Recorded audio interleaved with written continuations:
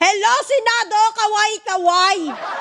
Hindi ba kayo nahihiya sa mga kongresista? Hindi kayo nahihiya sa kongreso? Ang kongres, bising-bisi, sila kakatrabaho, may naipasa na naman silang bill. Gumagawa sila ng bill para sa kaularan, kabutihan ng taong bayan. Kayo dyan sa Senado, gainano, kayo damsay! Ang mga basura, ang mga labubo, ang mga senador, ang mga bulldog, ang mga hudas dyan sa Senado, bising-bisi sila yung mag-agawa ng kapangyarihan. Bising-bisi sila kung paano nila maipabuto, kung paano makaboto ang pugante nila nga tropa. Bising-bisi sila gumawa ng paraan kung paano makaboto ang uhulihin na tropa nilang mga plunderer. Ngayon pa lang nire-ready na nila ya. Wala na silang ibang ginawa kundi humanda para sa sarili nila.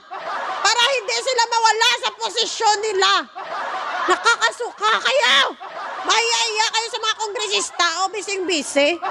Mahiya din kayo mga tracing huda sa 11 minority.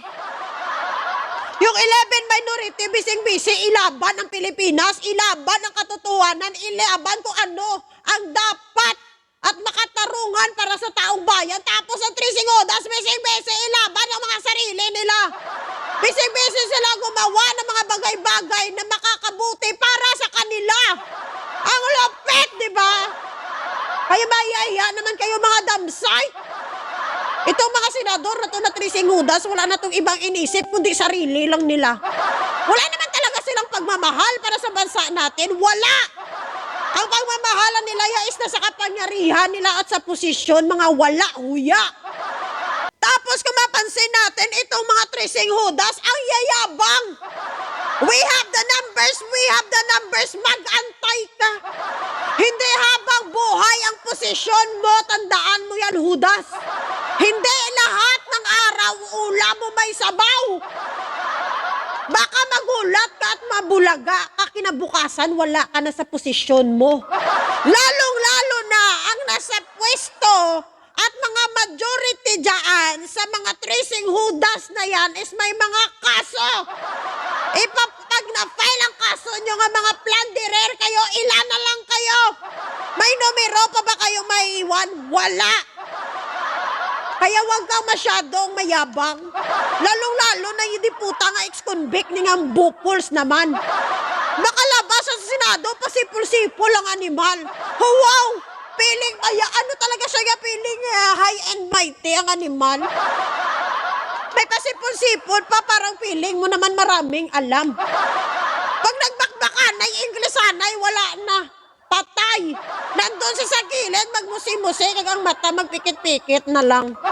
Paano ba siya makapagsalita? Hindi naman niya naintindihan. Nakakalungkot nga isipin, ginawa pang vice chair yan, no? Vice chair of basic education ang hinayupak nga Ruben. Dagdagan mo pa ng mga plunderer din, nilagay pa nila ya sa Blue Ribbon Committee. Ang lupit, di ba? Kung sino pa yung mga tao na iimbestigahan, yun pa talaga yung pinaupo nila sa posisyon na yun. Ang lupit! Basurang basura.